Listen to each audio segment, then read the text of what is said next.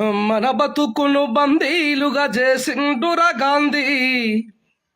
అనాదిగా మనల మీద వాళ్ళ పెత్తనమేంది. మహాత్మా అని పిలిచిన వాని జాతి పితని గొలిసిన వని మర్మమేందో మనకు సరిగా తెలువదాయరా.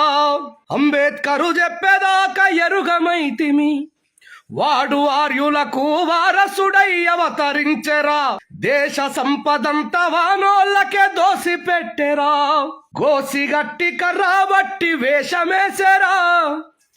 ఈ దళిత జాతి పీడితులను అనగదొక్కెరా.